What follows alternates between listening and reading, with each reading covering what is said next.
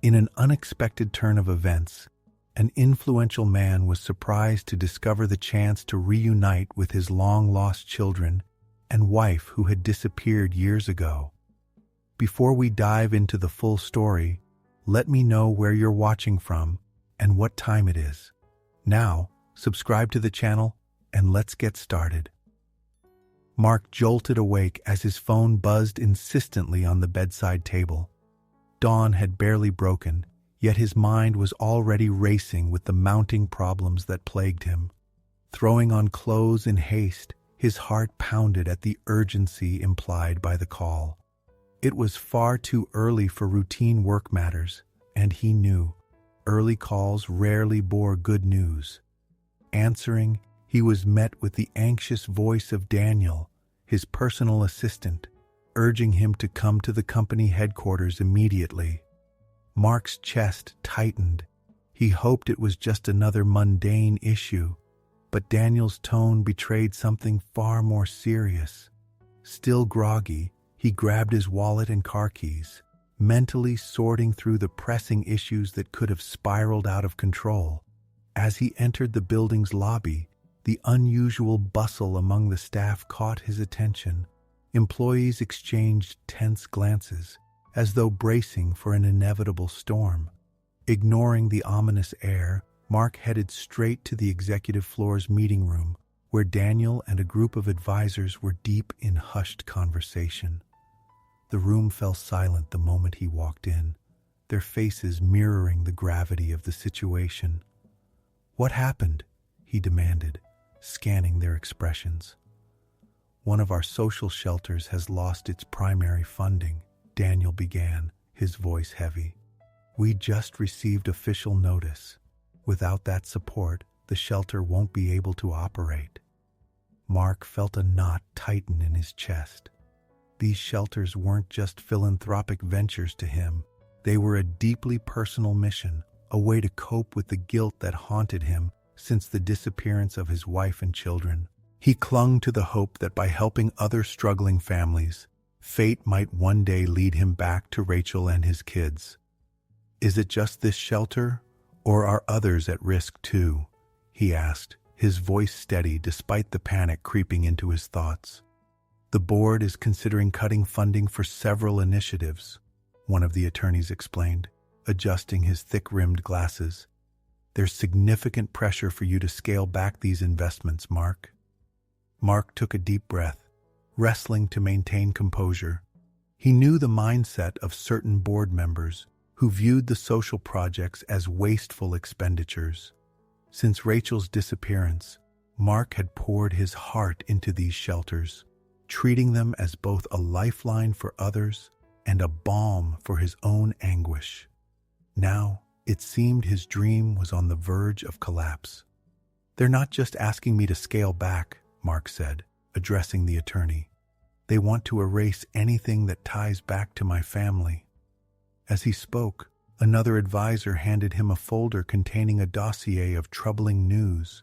The board's decision to cut funding was accompanied by thinly veiled threats of scandals tied to the shelters.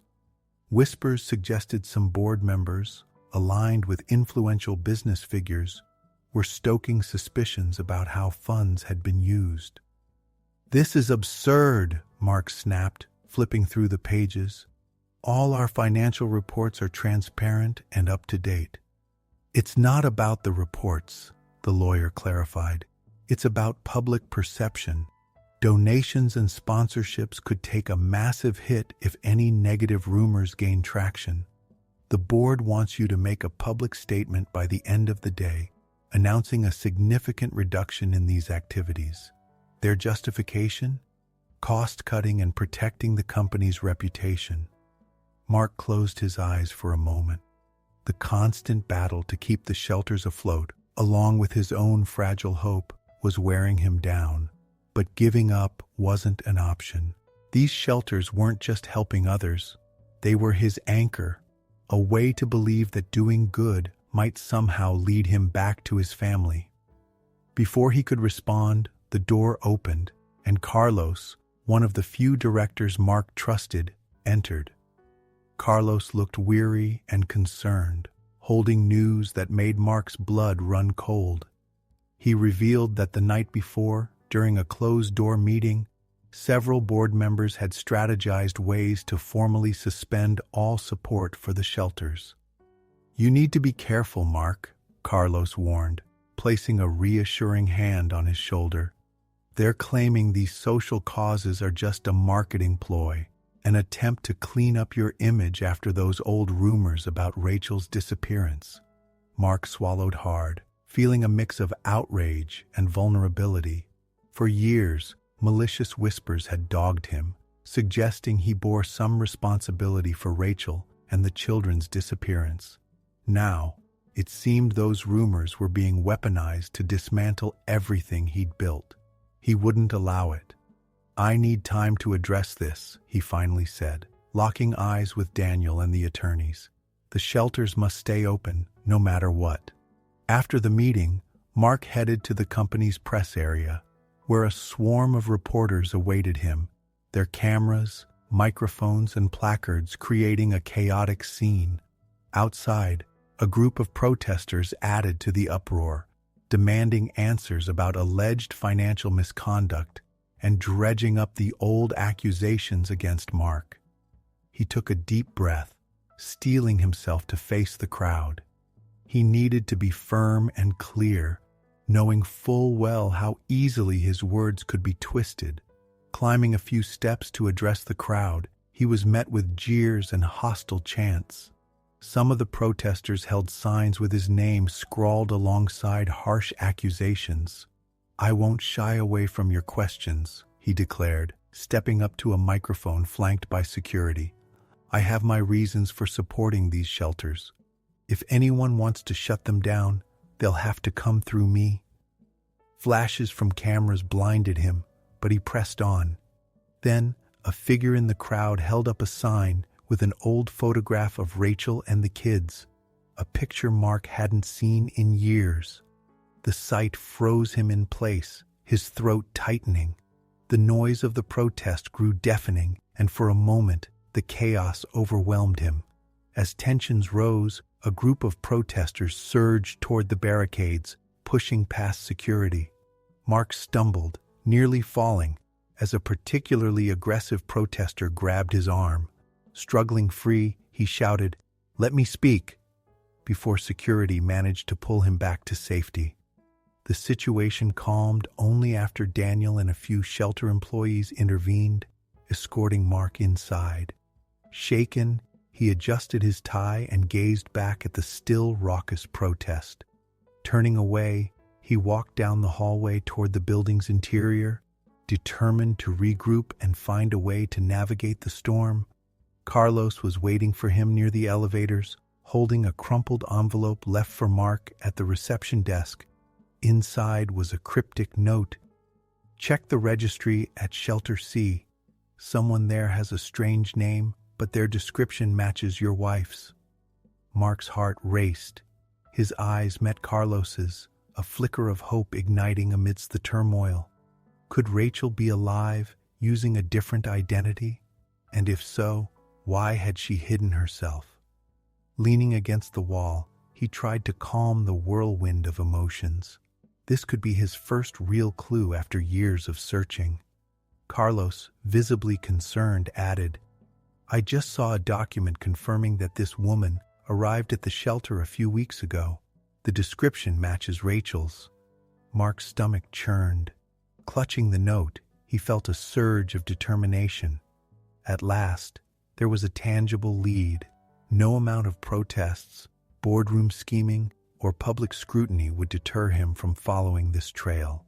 "If she's there, I have to find her," Mark said firmly, his voice steady despite the storm inside him. "Whatever it takes." With the envelope tucked into his pocket, Mark strode toward the exit, ignoring reporters, protesters, and the chaos outside. His singular focus now was on the registry at Shelter C. If Rachel truly was there, he had to uncover the truth, no matter the cost.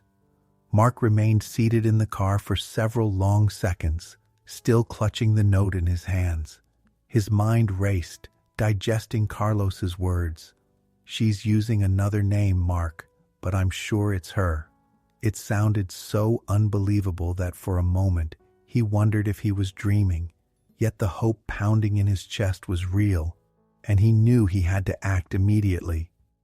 "Take us to Shelter C," he ordered the driver firmly. "Avoid the main streets.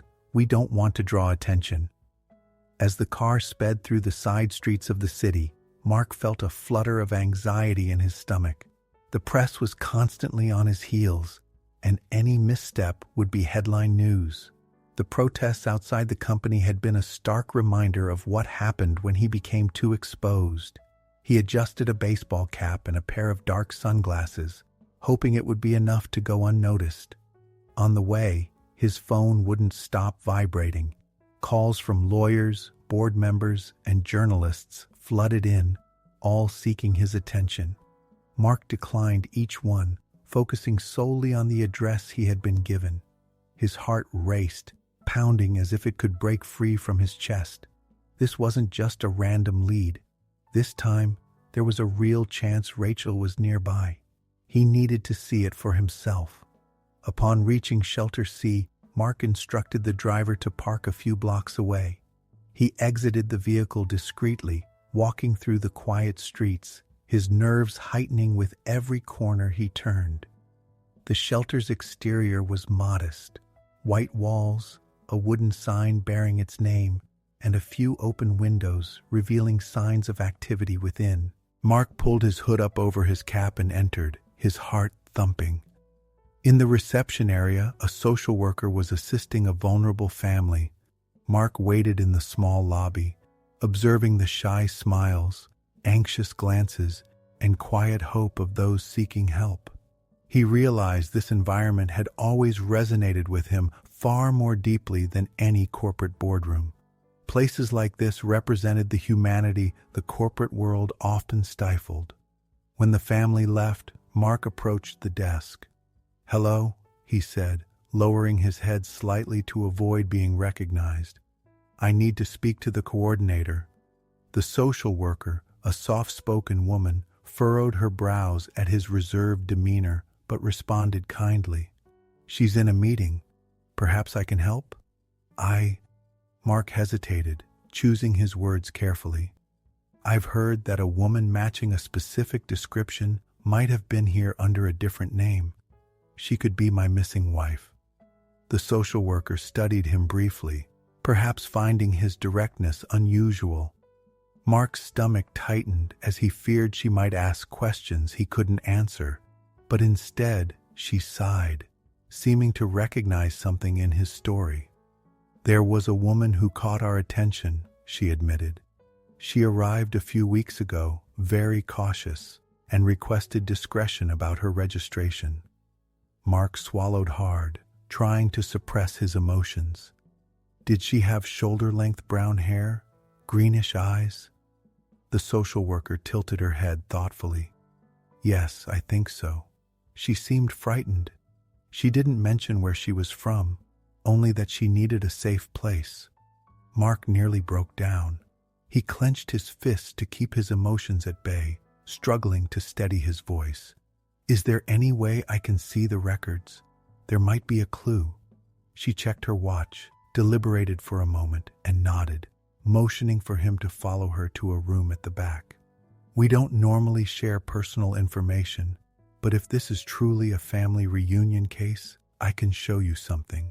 They walked into a small office lined with shelves packed with folders. A rack held files and reports on the individuals the shelter had assisted. The social worker began flipping through one of the catalogs, searching recent entries. Mark stood beside her, scanning the pages, hoping to find a photo or a name that confirmed his suspicions. Meanwhile, Mark's phone vibrated again. He glanced at the screen to see Carlos's name flashing. Carlos was his loyal ally on the board, someone who understood the political machinations behind the scenes. He answered in a low voice, stepping away slightly. "Where are you?" Carlos demanded, his tone urgent. "We need to talk immediately. They're planning to remove you as CEO if they find out you're pursuing this personal matter." Mark rubbed his temple, closing his eyes briefly. I can't talk now. I'm at the shelter. Mark, listen. Powerful people are pulling strings to tarnish your image.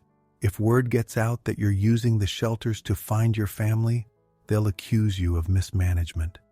His chest tightened. He knew he had to deal with the board, but he couldn't abandon the best lead he'd had in years. Thanks for the warning, he said. I'll call you back as soon as I can.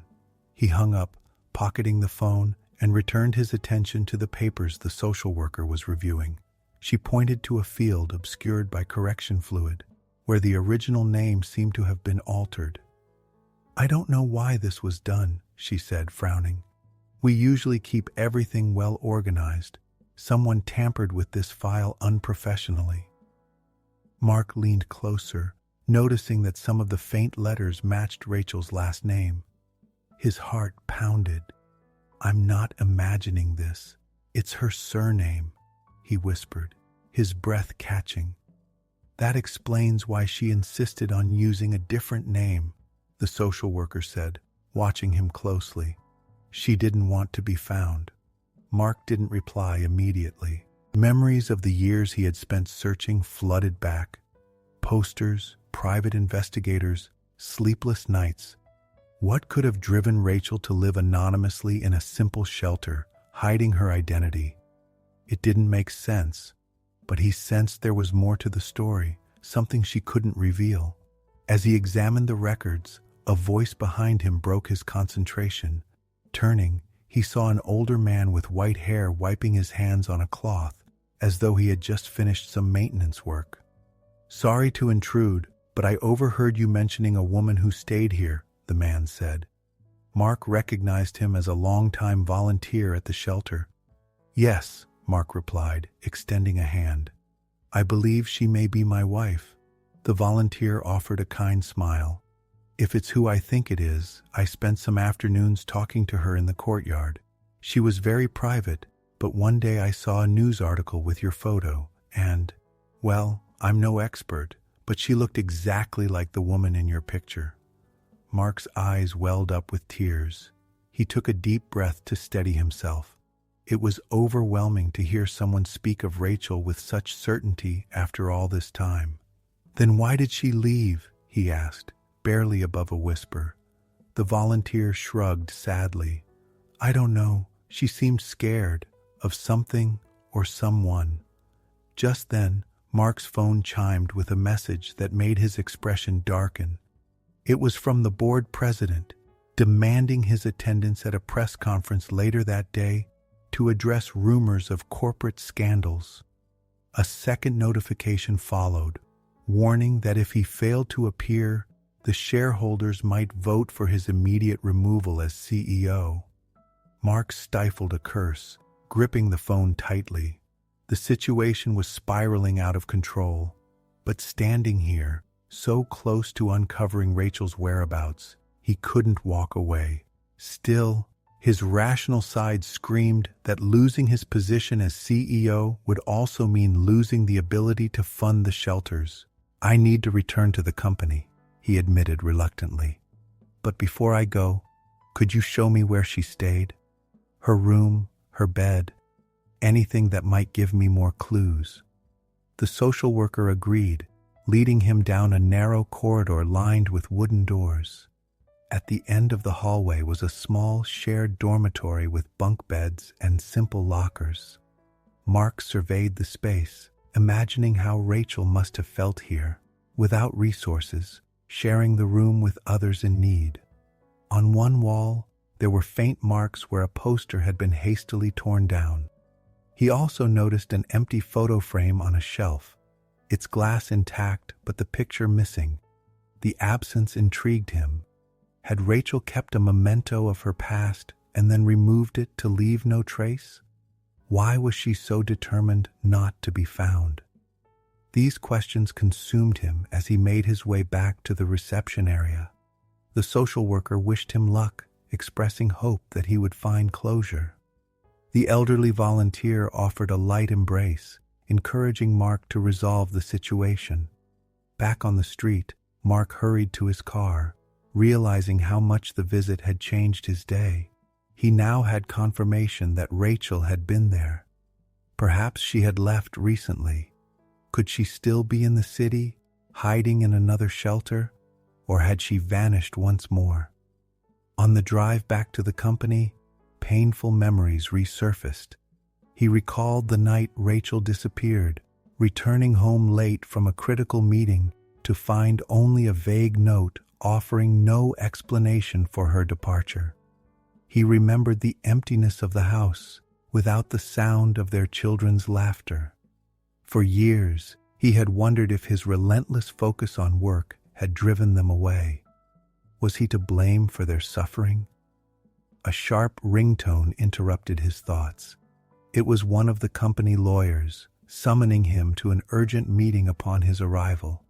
Mark agreed, the knot in his stomach tightening. Every step made it clearer that his personal quest could cost him his career, and without his position, how could he maintain the shelters that might bring him closer to Rachel? At the corporate headquarters, the atmosphere was worse than he had anticipated. Judgmental glances followed him down the hallways, and he overheard whispers and malicious chuckles. He entered the conference room, finding lawyers and board members with grim expressions. "Mark, you need to make a public statement," one lawyer demanded bluntly. "There are rumors that you're using the shelters for personal gain, to reunite with your family." Mark clenched his fists, suppressing his outrage. "That's absurd. I just want to help people." "Then prove it. Sign this document pledging to stay away from the shelters, at least until this blows over." Mark stared at the paper they handed him. It felt like they were asking him to abandon his own life. The shelters were more than just charity. They were his connection to something deeper. If he signed, it would validate their accusations and sever his ability to continue searching for Rachel through the very institutions he had helped establish. "I'm not signing anything," he said quietly but resolutely. Before the lawyers could respond, Mark stood and stormed out of the room. He stepped into the elevator, struggling to compose himself, but all he could think about was the injustice of the situation and the fresh lead on Rachel. When the elevator doors opened in the lobby, something caught his eye. A white envelope left on the information desk. His name was scrawled on the front. Curious and wary, he picked it up and opened it. Inside was a small piece of paper with a chilling message: "Stop looking." A shiver ran down his spine, and his anger flared again. Someone wanted him to give up just as he was getting closer. He tore up the note and threw it away, resolute. "I won't stop," he thought, tossing the shredded pieces into a nearby trash bin. His chest burned with determination despite the mounting pressure. If he had come this far, he wouldn't let a cowardly message derail him. With that, Mark strode through the lobby, ignoring the reporters clamoring for a statement. Instead of retreating, he improvised a press briefing on the spot, unplanned and unauthorized by the board. Turning to the cameras, he announced boldly, "I will not suspend my social projects. I will continue funding the shelters, no matter what it takes. If anyone has an issue with that, let them bring forward their evidence." It was a risky move, but he couldn't stay silent. The response was immediate, with reporters bombarding him with questions about the allegations linking the shelters to personal motives. Exhausted but unyielding, Mark repeated that the shelters were vital and free of wrongdoing. Shortly after, his phone buzzed with a message from an unknown number. It contained only a cryptic warning: "More accusations will follow." He suspected the sender was the shadowy figure orchestrating the smear campaign, manipulating the board and public opinion. By the time he returned home that night, he was physically and emotionally drained, but the worst was yet to come. Just as he was about to enter his bedroom, his phone rang again. He recognized the voice of the social worker from Shelter C. She sounded anxious. "Mark, I don't know how to tell you this, but we found a note in the room where the woman you're looking for stayed." He held his breath. "What does it say?" On the other end of the line, the woman's voice trembled. "Please tell him I don't want to be found." Hearing those words, Mark felt his world crumble all over again. Mark stared at the note once more, even though he had memorized every word. That simple phrase, "Please tell him I don't want to be found," felt like a dagger lodged in his chest. He had spent the entire night awake, flipping through old photographs, recalling Rachel's smile and the children, trying to comprehend what had driven her to such an extreme of rejection. He felt lost, yet something in his mind screamed that he couldn't stop now. Not after all the clues he had gathered. Not after seeing proof that she had indeed been at Shelter C. Before leaving home, Mark received a visit from Carlos, the loyal and concerned board director. Carlos had come personally to advise him about the growing tension within the company. He found Mark in the living room, sitting in an armchair, staring into the void. "You need to think carefully before continuing with this," Carlos said, sitting beside him and glancing at the crumpled note in Mark's hands. "I understand your desire to find Rachel, but there are too many interests at stake. The board is growing increasingly impatient." Mark stared at the crumpled paper. He knew Carlos was right, but there was something that outweighed all the risks. His children. The memory of them kept him steadfast, even if it was just to know if they were safe. He stood up, put the note in his pocket, and took a deep breath. "I can't give up, Carlos," he replied, his voice firm despite his exhaustion. "If she wrote that she doesn't want to see me, there must be a bigger reason. Maybe she's being coerced or is afraid of something. I need to find out what's really going on." Carlos tilted his head respectfully.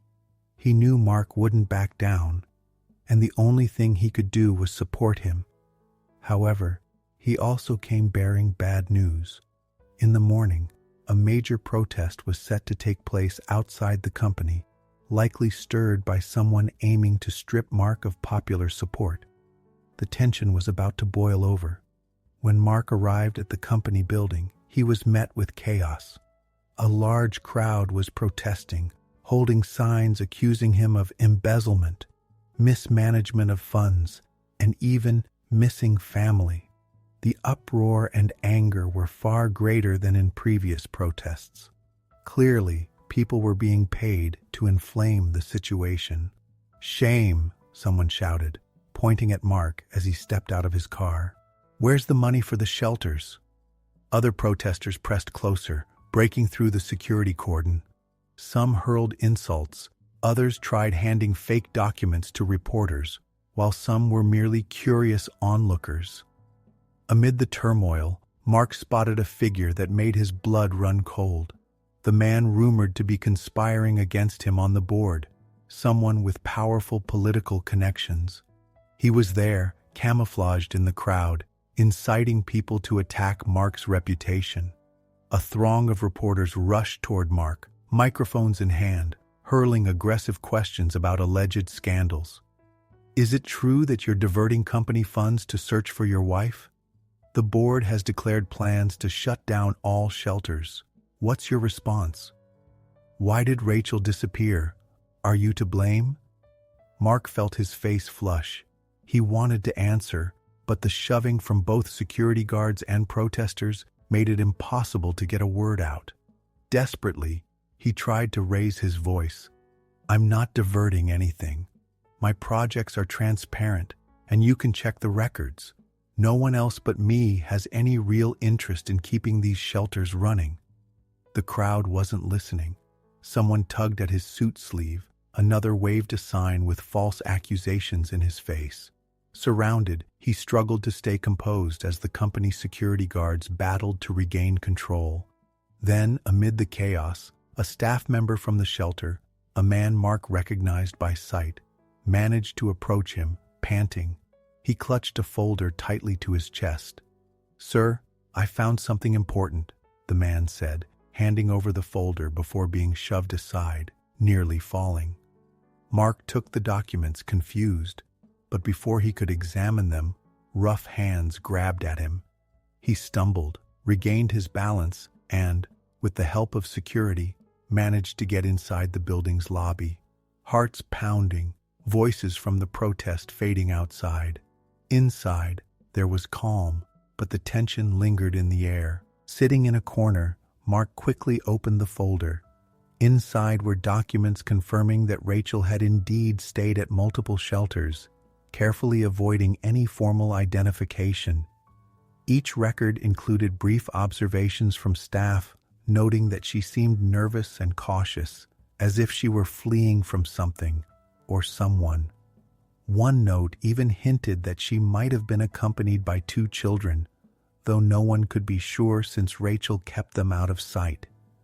Guilt weighed heavily on him. Years had passed, and it appeared Rachel had been meticulously hiding, moving from shelter to shelter. He recalled the early months after her disappearance, when he barely left home, waiting for her to call, or the times he prioritized work, jetting off to high-profile conferences while his family took a back seat. A lump formed in his throat. Was he partly to blame for all of this? "Mark, we need you in the boardroom now." The urgent voice of an aide jolted him back to reality.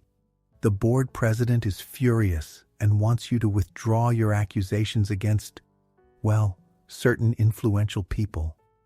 Mark stood, trembling. He knew certain influential people was a euphemism for the individual orchestrating the protests and spreading false rumors to destroy him. He trudged toward the elevator, his legs feeling like lead. If he complied, he would be turning a blind eye to the injustice. But defying them meant risking everything: his position, the shelters, and his quest to find his family. When he entered the boardroom, the atmosphere was icy.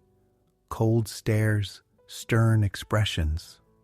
At the head of the table sat the president, his impatience barely concealed. "Mark, let's get straight to the point. We need you to publicly announce that there are no allegations of wrongdoing by our primary investor. That will put an end to the controversy." Mark took a deep breath, trying to steady his racing thoughts. He thought of the picture of his children, the records in his hands, and Rachel in hiding. He thought of the stakes, the future of the shelters, the livelihoods of so many people, his own chance to reunite with his family. Swallowing hard, he refused. "I can't lie. I won't retract something I haven't even formally filed. There's evidence that this person, whom everyone is pretending not to see, is scheming against me and the shelters. I stand by my position." The declaration sparked a frenzy of murmurs and outraged whispers among the board members. Mark stood and left the room before they could undermine his stance with threats. He knew retaliation would come swiftly and forcefully, but he wouldn't back down. In the hallway, he pulled out his phone to check his messages. One text from an unknown number made his stomach drop. "Rachel is planning to flee the country. If you don't stop now, you'll have no one left to find." Flee the country? He had suspected Rachel was moving from shelter to shelter, but leaving the nation was a whole new level of desperation. His mind raced. Was she being blackmailed, manipulated? The more he thought about it, the more certain he became that she wouldn't take such drastic measures without a grave reason. Mark locked himself in his office to gather his thoughts. Someone out there wanted him to quit and was using every means to ensure he did. If Rachel was being coerced, he had no choice but to press on. Whatever it took, he would not stop searching. The sun was setting as Mark resolved to take action. Determined, he exited the building, ready to face the media and keep his mission alive. But as he stepped outside, a chilling sight stopped him in his tracks. A small group of protesters remained, holding up photos that seemed to be screenshots. One image showed a teenager with eyes full of anger. eyes Mark recognized instantly as those of his son. Guilt washed over him like a tidal wave. That boy, once a cheerful child, now bore a look of resentment and disappointment. Mark's heart ached as if an invisible hand were squeezing it. He passed through the group in silence, the image haunting him. What had driven his son to harbor such bitterness? Was it anger at his father's absence, or the chaos and suffering that followed their fractured family? Sitting in his car, Mark stared at the photo, unable to suppress the storm of questions swirling in his mind. He inhaled deeply and whispered to himself, "Why would he look at me with such hatred in his eyes?" Mark had barely been able to sleep since he saw that picture of his son, wearing a deeply angry expression. He had spent the night digging through memories, old letters, and family albums, as if he could find some explanation in the faded photographs. The image of Ryan's eyes, once so full of childlike curiosity, now seemed brimming with hurt. There was no doubt Ryan had grown up without trusting his father, and Mark couldn't imagine how he would face his son after all these years apart, especially under such turbulent circumstances. By morning, he was inundated with phone calls from shareholders and board members demanding that he abandon the social projects. The budget cuts were almost finalized, and it seemed only a matter of days before shelters began to shut their doors. Mark listened to each complaint in silence, fighting the urge to slam the phone down and shout that he wouldn't back down. It was only when his friend Carlos, one of the few remaining loyalists on the board, called that Mark decided to answer more calmly. "They're already assuming you're going to lose the presidency," Carlos said, sounding anxious. "The investors are furious about the instability. I think you should prepare for an even worse scenario." Mark took a deep breath, running his hand through his disheveled hair. He knew he stood to lose not only the CEO position, but also the little influence he had left to keep the shelters running. Still, he couldn't bring himself to back down. He would rather face honorable ruin than continue carrying the weight of having abandoned his own family. "I understand," he replied in a quiet voice. "But before everything falls apart, I have to do one last thing."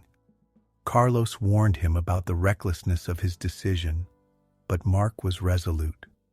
He had obtained information pointing to a shelter in a remote area, miles from the city, where Rachel might have recently been. Without informing the board and ignoring the intensifying protests, Mark took his car and set off on a cold, dark night. If there was any chance of finding concrete clues about Rachel and the children, it would be there. The journey was long and exhausting. The narrow road wound through sparsely populated lands, dotted with occasional farms. Mark drove attentively, fearing he might be followed or intercepted. He glanced in the rearview mirror constantly, recalling the threats he'd received over the phone. If the villain pulling the strings wanted to stop his search, it would be on this solitary stretch that an attack might occur. After hours, he finally spotted the modest building of the shelter, a structure with pale walls surrounded by a low fence. He parked the car at a distance to avoid drawing attention and walked to the squeaky iron gate. Inside, everything seemed too quiet. An overgrown flower bed, a few plastic chairs leaning against a wall, and no one at the reception desk. "Hello?" he called, hoping someone would respond. A frail-looking volunteer with tired features emerged from behind a door, drying her hands on her apron. She seemed surprised by the arrival of a stranger at that hour. Mark introduced himself bluntly, aware that he didn't have much time. "I'm looking for information about a woman who was here recently. She was traveling with 2 children. Please, I need to know if she stayed at this shelter." The volunteer eyed him warily. Perhaps she recognized him from news reports portraying him as an ambiguous businessman, or perhaps she simply disliked dealing with unexpected visitors. Even so, after a few seconds, She gestured for Mark to follow her. "We did have a guest who arrived very frightened, with 2 children. She stayed here briefly and never revealed her real name." The volunteer spoke softly, as if afraid of being overheard. "But I'm not sure if she's the person you're looking for. She left as suddenly as she arrived." Mark's heart almost leapt out of his chest. The description matched everything he had uncovered so far. Rachel avoiding identification, keeping the children away from questions. Before he could ask for more details, heavy footsteps echoed from outside the shelter. The volunteer glanced over Mark's shoulder, her eyes widening. "We have company," she murmured nervously. "I don't know if it's good news." Mark turned and saw, through the ajar door, 2 men in dark suits entering the courtyard, both exuding the demeanor of private security personnel. They were bulky and moved with calculated precision, making it clear they weren't there to ask for help. Mark felt a chill run down his spine. He was almost certain these men were linked to the villain who had been threatening him. He crouched, signaling for the volunteer to stay silent. With his heart racing, Mark slipped through a side door leading to a narrow hallway, trying to reach a more secluded area. He needed to gather as much information as he could before being confronted by the henchmen. If confrontation became inevitable, he would fight not just for himself, but for the shelter's safety. A loud bang reverberated as someone forced the main door open. The men's firm voices echoed through the building. "Where's the man who just arrived? We saw his car outside. We know he's here." The volunteer pointed to a staircase leading to an upper floor. Mark darted up, hiding in a small supply room. He tried to steady his breathing to avoid being heard. Among boxes of supplies and blankets, he spotted a file with some registration forms. Without hesitation, he grabbed the top document, a simple form with the initials RS, noted beside a recent arrival date. Flipping through it quickly, Mark recognized details that confirmed his suspicion that Rachel had been there.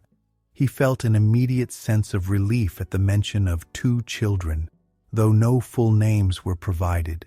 He pulled out his phone to photograph the pages, but footsteps echoed up the staircase. The voices were getting closer. "He must be upstairs," one of them shouted. "Search everywhere."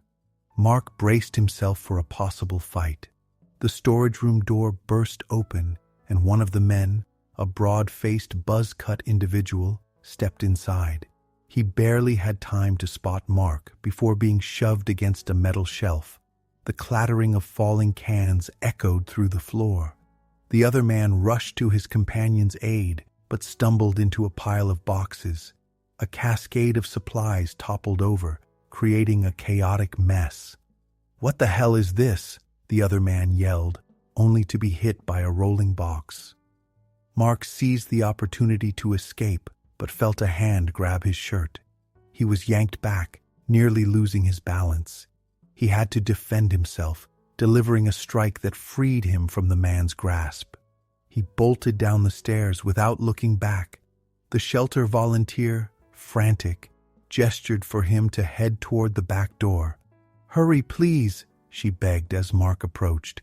"We can't get involved in trouble. The people here have already suffered enough." Mark nodded in gratitude and slipped through the emergency exit. The sound of the men's footsteps followed him, but he managed to reach the side yard, where elderly people and women with children huddled, frightened by the commotion. Without hesitation, Mark stood between them and the approaching threat. "Don't be afraid," he said calmly. "I'll distract them so no one gets hurt." The buzz-cut man came charging, shouting for Mark to stay put. Seeing the vulnerable people around him, Mark realized he couldn't simply run. He had to protect them. Spotting a broom nearby, he grabbed it and braced himself. The man lunged but slipped on the wet floor, slamming his shoulder against a pillar. The other man appeared, shouting his partner's name, and Mark swung the broom, striking his legs and knocking him down. Within moments, Shelter staff arrived to help. The scuffle was chaotic and clumsy, but in the end, the two men, disoriented, retreated, threatening to return. Mark knew they wouldn't be gone for long.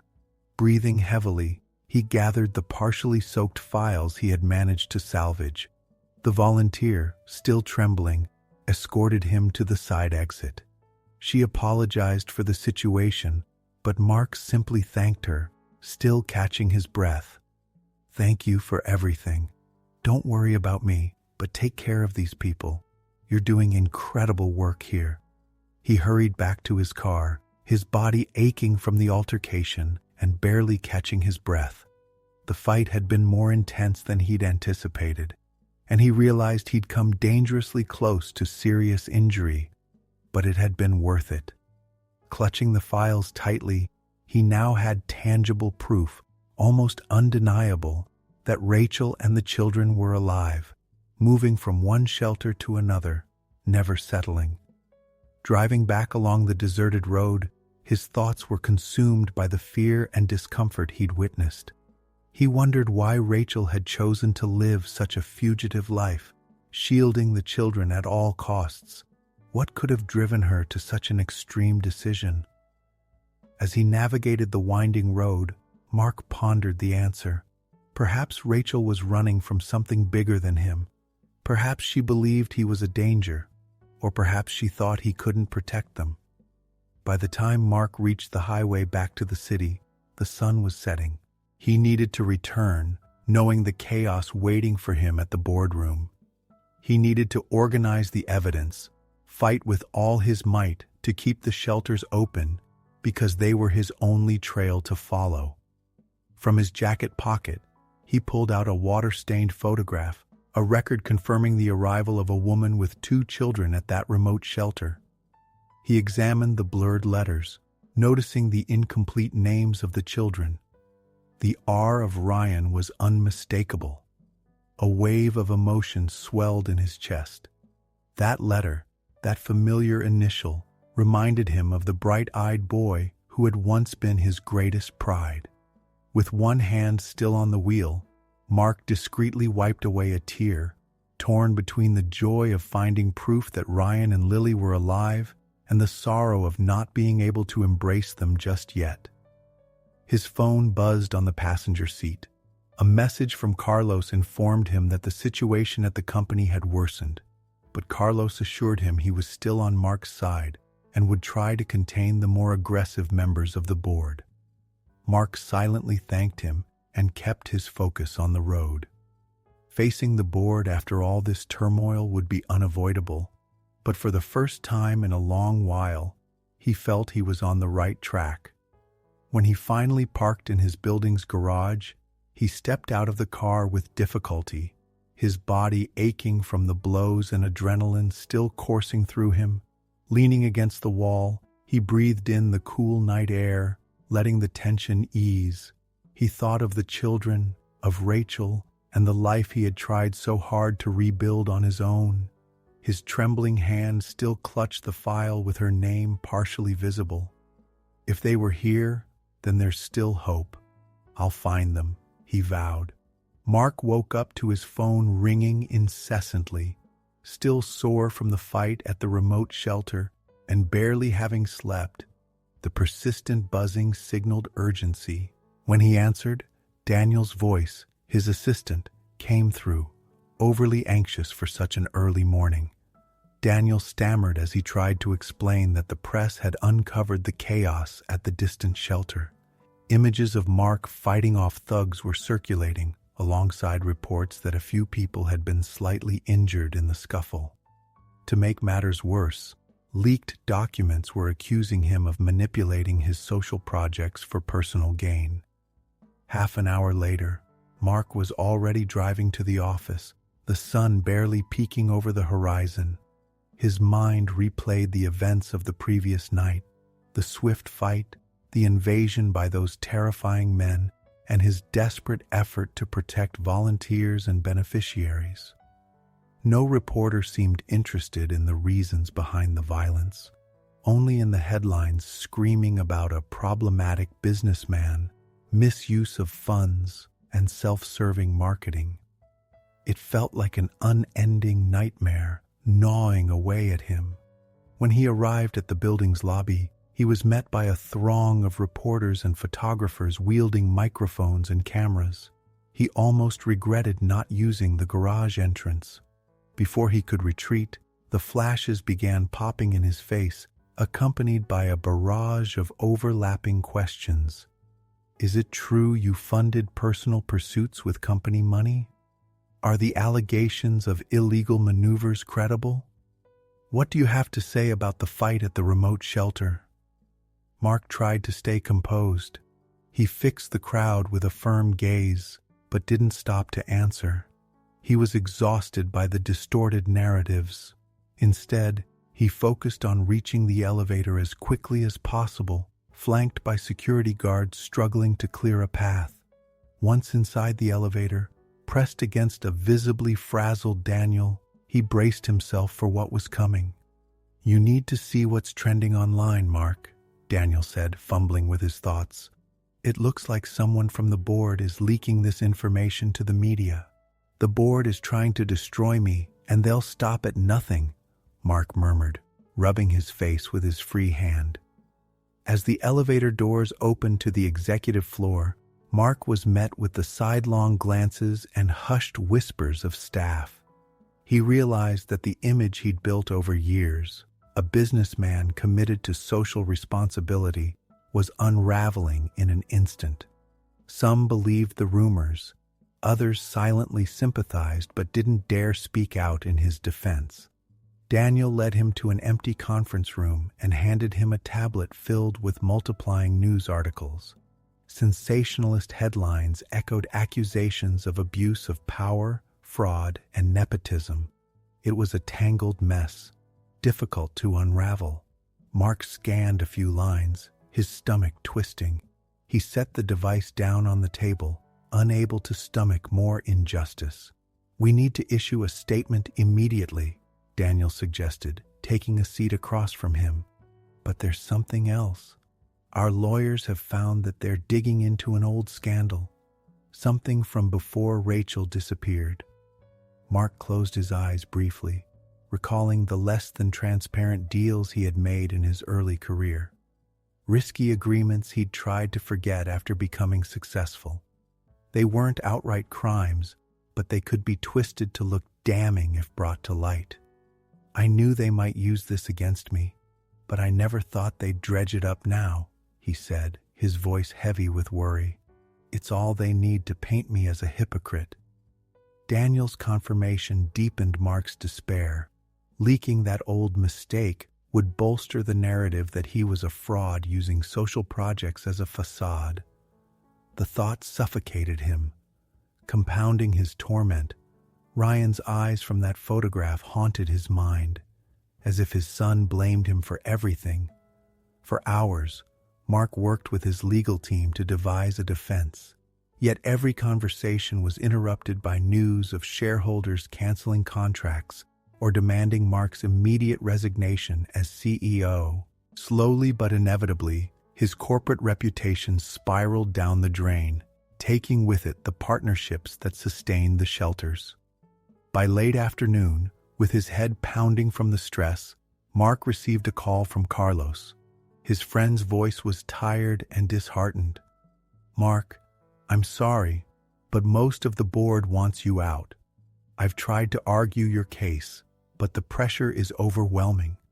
They don't want the company's name tied to more scandals." Mark leaned back in his chair, staring out at the urban landscape through the window. Even though he'd anticipated this outcome, the confirmation hit like a dagger. "What about the shelters?" he asked, his voice weaker than he intended. "If you step down, it's unlikely the new management will keep all of them running. They might shut them all down or leave just one or two for image purposes." Anger rising, Mark ended the call without a satisfying answer. He needed a new plan. He had to find a way to salvage at least the essential parts of the social projects, or years of work would be lost. He walked to the window, pressing his forehead against the cold glass. Had he been foolish to intertwine his personal pain with these causes? Yet deep down, he couldn't regret it completely. Something told him that saving strangers had been a way to save himself. As he pondered, his phone vibrated again. For a moment, he feared it was another reporter or a furious board member. To his surprise, the screen displayed an unknown number. Hesitant, he answered, ready to hang up if it was a threat. But the young voice on the other end caught him off guard. "Hello, Mark?" He instantly recognized the voice as Lily's, the daughter he barely knew.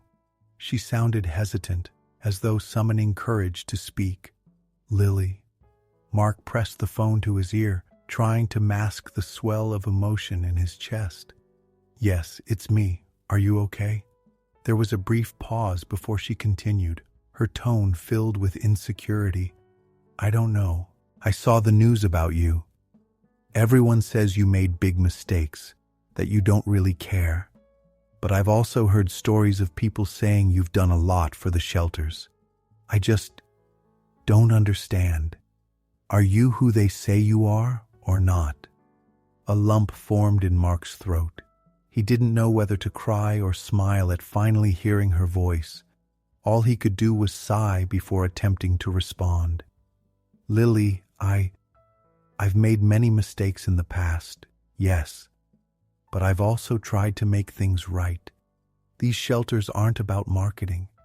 I wanted to help those who had no one else. It was my way of coping with my own pain." She remained silent for a moment, perhaps processing his words. Mark listened to her breathing, picturing her face, wondering how many years had passed since she disappeared with her mother. "I need to understand why you never looked for us before." Lily's voice was almost a whisper. He closed his eyes, the guilt crashing over him again. "Believe me, I did. But I made mistakes, trusted the wrong people, or moved too slowly.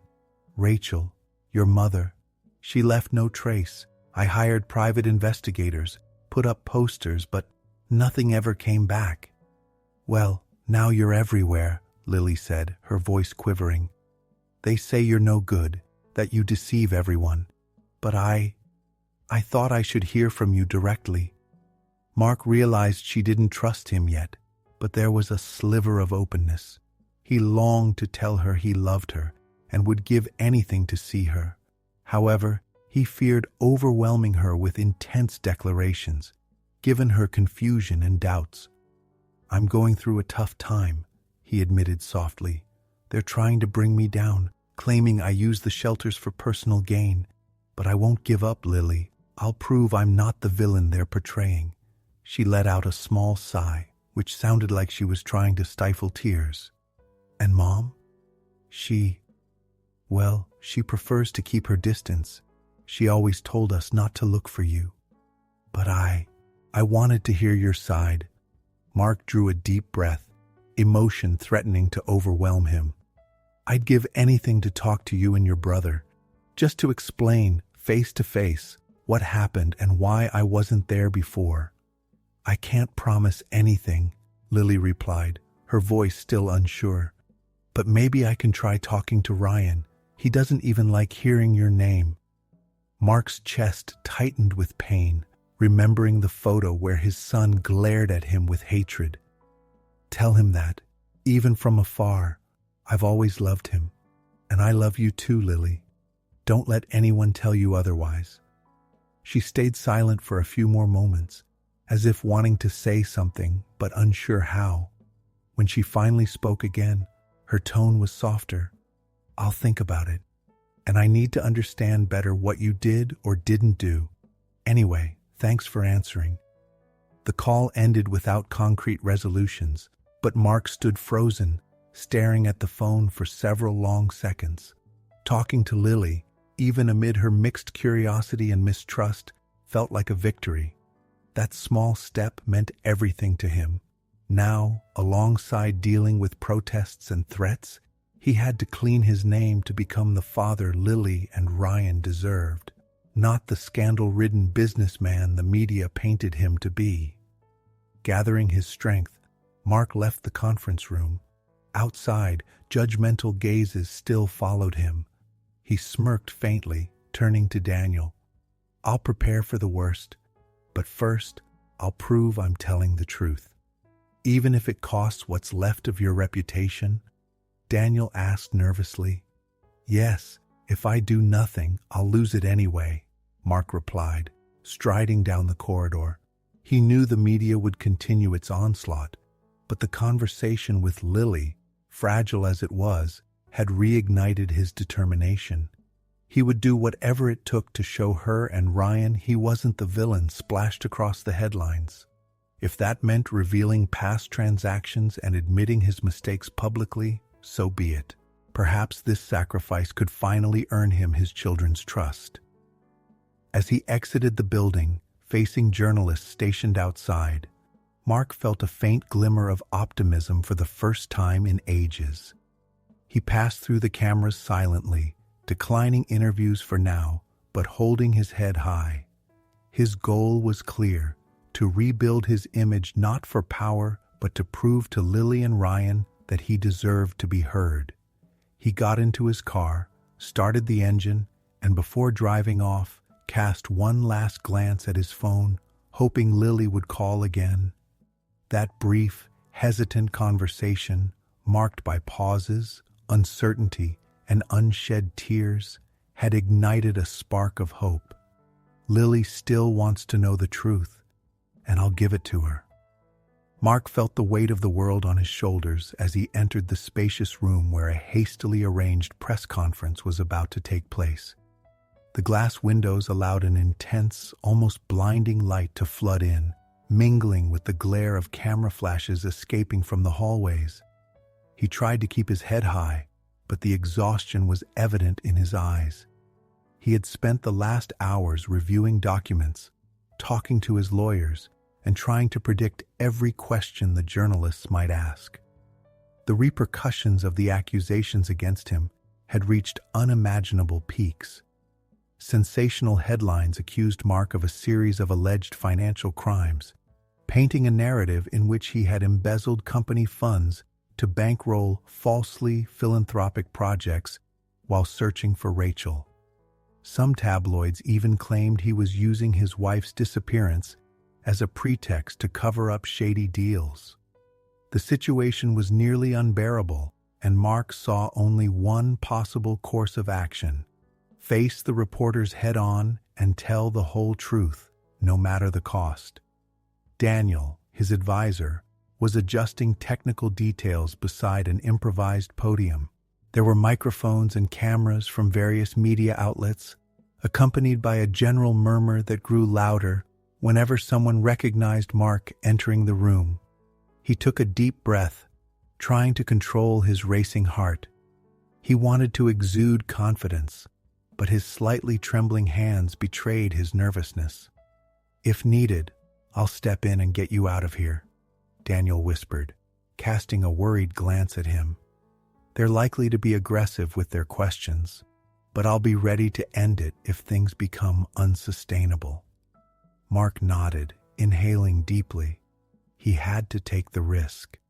He had called this press conference not just to defend his honor, but also to protect the social shelters that were at risk of closure amidst the trust crisis.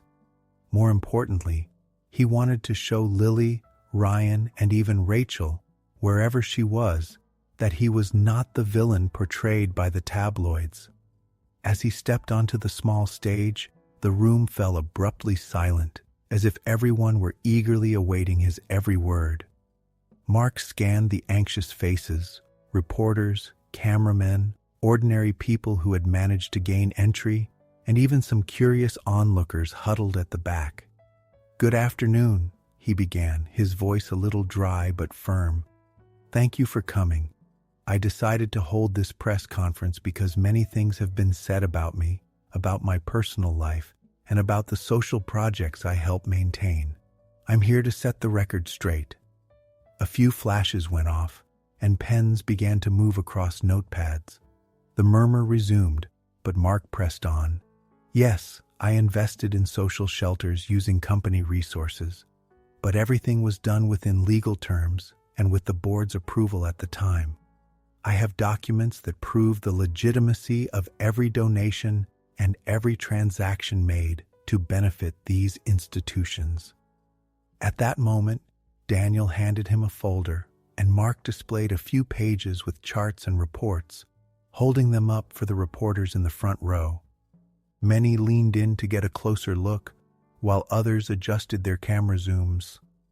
Some claim I did this for dubious reasons or as a personal marketing strategy, Mark continued, holding back the urge to roll his eyes at the absurd accusations. But the truth is that after my wife and children disappeared, I dedicated my life to actions that could, in some way, ease the pain of loss. I won't deny that part of my desire to help other families stemmed from my hope of perhaps finding clues about Rachel. But there was no crime in that. A short-haired reporter raised her hand and, without waiting for permission, fired the first question. So you admit to using company resources for a personal goal, which was to search for your family? Mark took a deep breath. The way she framed the question already carried an accusatory tone. I admit that my emotional state, after their disappearance, contributed to my focus on social work.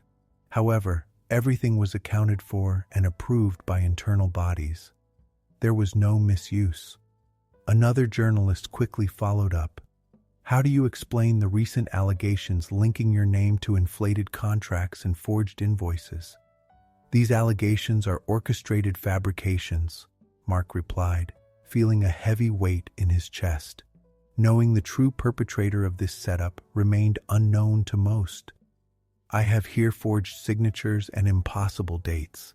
It's clear that someone is trying to incriminate me. He opened another folder that Daniel had handed him, displaying signatures entirely different from his own on documents that were supposedly signed by him. Part of the audience leaned in to get a closer look, showing some surprise.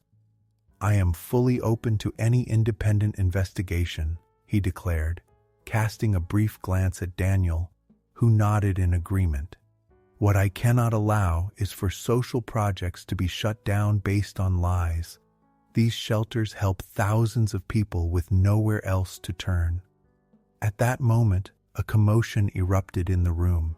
It took Mark a few seconds to understand what was happening until he noticed that one of the large TV screens in the room was broadcasting a live interview. The presenter was introducing a woman who appeared in a small studio, wearing a light-colored blouse. Mark's heart raced. The image was blurry, but the silhouette and tone of voice were unmistakable. It was Rachel. We now return live with someone who claims to have much to say about Mr. Mark, the presenter said gravely. Please, can you tell us your name? Mark froze as he saw his wife on the screen, nervous and trembling, but determined to speak. He tried to move closer to the monitor, but the cameras around him began taking frantic pictures. The room trembled with the sound of agitated voices. Rachel cleared her throat, lowering her head slightly as if gathering courage. I prefer not to reveal my full identity on air, she said, while the caption on the screen referred to her as Rachel, fictitious name. I just want to make it clear that Mark is not looking for me for the reasons he claims. He has always been a shrewd businessman, willing to do anything to appear good in the media. Mark felt his legs give way. He heard every word from the lips of the woman he had searched for so long. That brief reunion, even though virtual, was turning into a harsh blow to his credibility. He glanced at the nearest camera, noticing that the journalists were alternating between filming his reaction and focusing on the TV. What do you mean? The presenter pressed, his tone more incisive. So the story that he invests in philanthropy out of remorse isn't true? Rachel shivered, nervously playing with her hair. He's obsessed with maintaining an image of being a good man, but in practice, we suffered. He disappeared for days, worked nonstop, made deals I didn't even know about. When the children were born, he barely had time for them. So why now does he pretend this search is out of genuine love? Rachel's words landed like a giant stone on Mark. He tried to stay firm at the podium but felt his face tighten and his hands sweat. People around whispered, and some more aggressive journalists began shouting for Mark to respond to the live accusations. "This is absurd," Daniel muttered near him, unsure what to do. Mark raised his hand, asking for silence, and the room quieted, only because everyone wanted to see how he would react to Rachel's statements. He opened and closed his mouth a few times, unsure how to defend himself in front of the cameras. I don't know why she's saying this," he stammered, feeling his throat tighten. "Rachel, if you can hear me, I never wanted things to go this way. I'm sorry if I failed as a husband or a father." More flashes and cameras turned back to the screens, which showed Rachel staring at a point off camera, seeming conflicted. She didn't even mention Lily and Ryan, which made Mark even more distressed. It seemed clear that she would not reveal the children's whereabouts or confirm whether they were with her. In this tense atmosphere, the presenter asked Rachel again about the current situation. "So you're saying he doesn't do all this for the shelters, but for his own reputation?" She nodded, her expression somber. "I believe so. He's always been driven to win, to be seen as the best, even if it means manipulating narratives to appear generous." The room reacted with intense murmurs. Some journalists looked at Mark with disapproval, while others tried to capture the best angle of his distressed face. With every word he heard, Mark felt the distance between him and Rachel grow into an unbridgeable chasm. "And now, Mark," someone shouted from the back of the room, "what do you have to say about this?" He looked at the nearest screen, which still showed the live broadcast.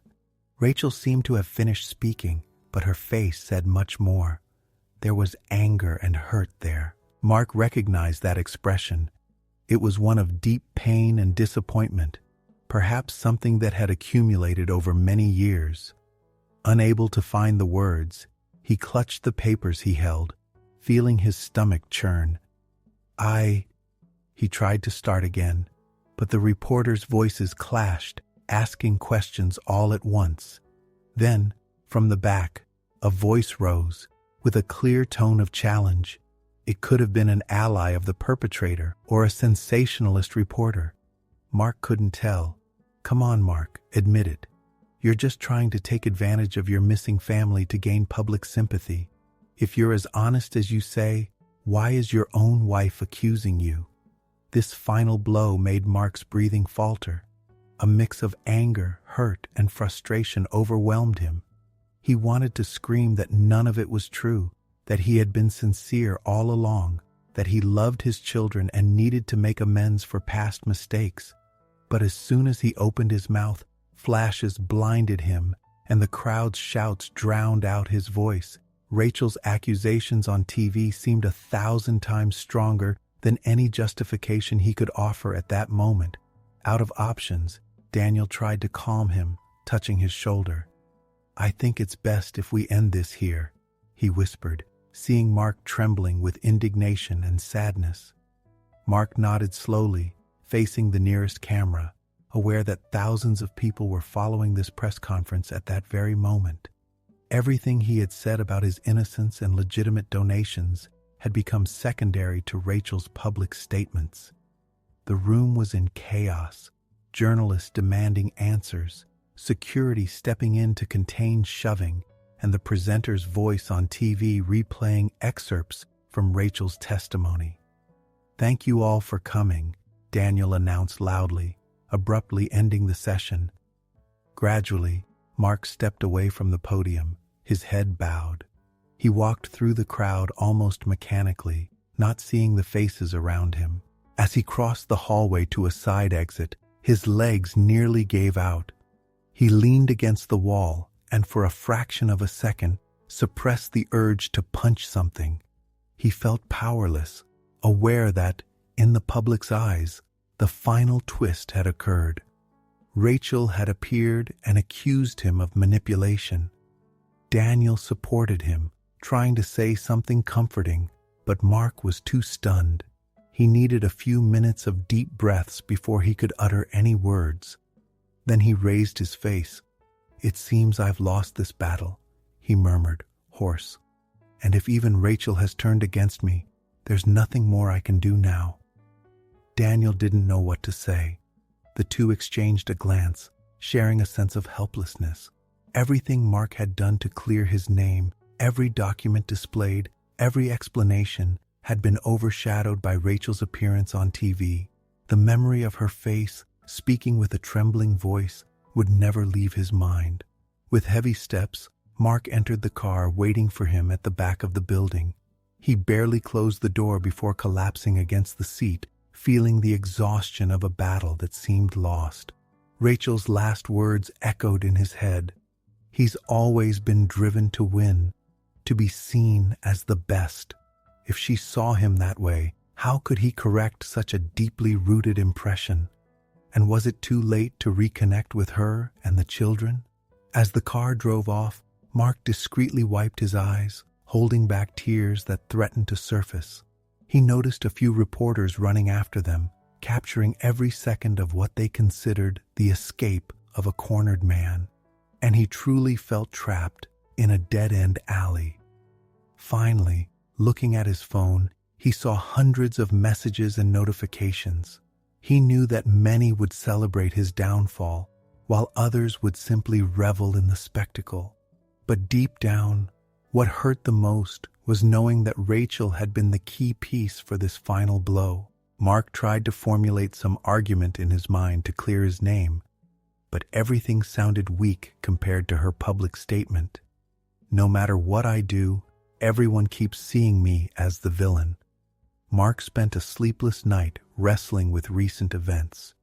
Ever since Rachel's explosive press conference accusing him of manipulation, his life had plunged into a free fall. In the days that followed, the media unearthed a barrage of past missteps and alleged misconduct, painting him as a pariah.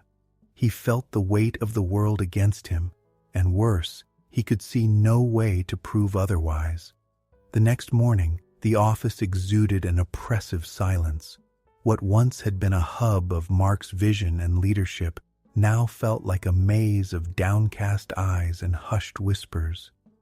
As he stepped out of the elevator, colleagues who once supported him pretended not to see him. Others averted their gaze, scurrying past with barely concealed discomfort.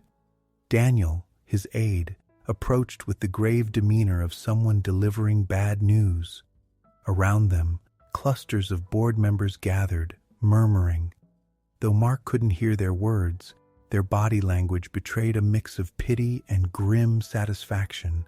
They already knew how this would end. "I need you to come with me," Daniel said in a low voice. "The board has called an emergency meeting." Mark nodded and followed, each step heavy with foreboding. He had a good idea of what awaited him in the boardroom, but a part of him clung stubbornly to hope. The door to the meeting room was ajar. Inside, the somber faces of the board greeted him, some barely concealing their satisfaction. At the head of the table sat the chairman, adjusting his glasses as he prepared to speak with icy detachment. "Mark, I believe you already know why we've convened this meeting," the chairman began. Mark swallowed hard but met his gaze squarely. "I assume you've come to a decision about my future with the company." The chairman nodded, clearing his throat. "Given the ongoing media scandal, allegations of fund mismanagement, even if still under investigation, and especially your wife's public testimony, we have unanimously concluded that your position as CEO is no longer tenable." A heavy silence blanketed the room.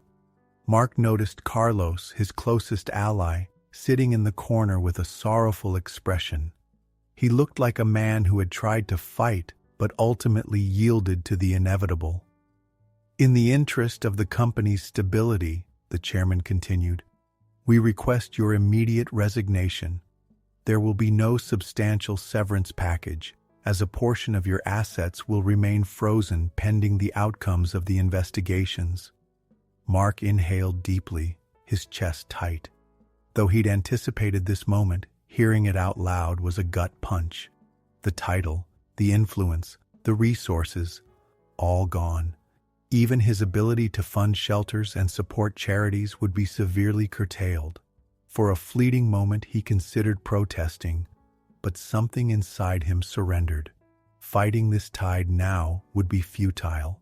He surveyed the room, noting the mixture of satisfaction and pity on the faces around him, then turned back to the chairman. I'll sign my resignation, he said, the words bitter on his tongue. The room was still. Some board members exchanged smug glances. Carlos closed his eyes, exhaling a mixture of relief and regret. The chairman slid a document across the table. Without hesitation, Mark picked up a pen and signed, feeling as though he were signing away a part of his soul. Thank you for your contributions to the company, the chairman said, taking the paper with a clipped tone. We wish you the best in your personal endeavors. Mark didn't respond. He gathered a few personal items into an envelope and left without looking back. Walking the halls, he was reminded of when he first started this journey, filled with dreams and ambition, supported by a family that now seemed irretrievably lost. Now he left alone, burdened by guilt the world seemed eager to affirm. In the lobby, the murmur of employees reached his ears. Some whispered words of sympathy, but most simply watched in silence. Daniel followed him out, fumbling for words. When they reached the street, Mark turned to him. Thank you for everything, Daniel. I know your position here will be difficult after this. Don't risk your career for me. Daniel shook his head, his eyes glistening. I wish I could have done more, Mark. I'm truly sorry. They exchanged a brief handshake, and Daniel returned to the building. Mark stood alone, the cold wind a stark reminder of his newfound solitude. In his car, he debated where to go. His grand, empty house felt less like a home with every passing day. Instead, he drove to the neighborhoods housing the shelters he had helped fund. He needed to see what his absence would mean for those who relied on him. During the drive, he called his bank, instructing them to transfer a significant portion of his personal savings to the shelter's accounts. The manager hesitated, reminding him of his precarious financial situation. Mark insisted, I know. Do it anyway. If this money is going to be seized in lawsuits, let it at least sustain those who need it most for a little longer. When he arrived at the first shelter, he stepped out of his car wearing simple clothes, his disheveled hair betraying sleepless nights. Some staff recognized him and exchanged uncertain glances. Mark addressed them directly. I'm not here to give orders or ask for anything. I just wanted to let you know that no matter what happens to me, you still have my support. I've transferred enough funds to keep this place running for a few months. The shelter's coordinator, a weary but kind woman, teared up at his words. She shook his hand, holding it tightly. Thank you for everything you've done. These months of support have been crucial, and thank you for this last effort. It means more than you know. Mark nodded, his voice breaking. Looking around, he saw children playing and people sitting on worn benches. Few recognized him from the headlines. Most were simply grateful for the sanctuary. Before leaving, he made one final plea. Please, don't let this place lose its essence. He visited several other shelters that day, repeating the same gestures and ensuring they received what little support he could still provide. Each stop filled him with both sorrow and resolve. The media soon caught wind of his actions, with headlines shifting slightly. former CEO donates final savings to shelters. Mark's unexpected generosity sparks debate. Even Rachel seemed affected. That evening, Mark received a text from Lily. "We saw what you did. Mom doesn't understand why you'd sacrifice everything if it were all just an act." Mark's heart raced. He replied carefully, "I don't need people to believe me now, but I could never abandon those in need. You, your brother, and your mother have always been my greatest treasures." In the days that followed, the narrative around Mark began to shift. Videos of gratitude from shelter workers and beneficiaries surfaced online, casting doubt on Rachel's televised accusations. Some began asking, why give away everything if it was just for show? Slowly, cracks appeared in the public's condemnation.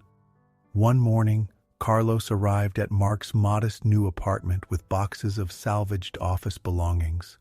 Over coffee, they discussed the company's struggles and the rumors that Rachel was rethinking her stance. "If I could just talk to her," Mark mused, his voice tinged with longing. Carlos shrugged. "Maybe it's too soon, but she's shaken." The donations caught her off guard. After Carlos left, Mark stood in his quiet apartment, reflecting. He had lost almost everything, his career, wealth, reputation, but he clung to the hope of reconciliation. As he watched the city lights that evening, he murmured to himself, "If Rachel's questioning things, maybe there's still a chance to make things right." Mark woke before sunrise, haunted by a dream in which he saw Rachel and the children boarding a plane. He shouted, but no one could hear him. When he opened his eyes, a cold void filled his chest. The fleeting hope that Rachel might reconsider her view of him did little to quell the sense of urgency that grew stronger each day.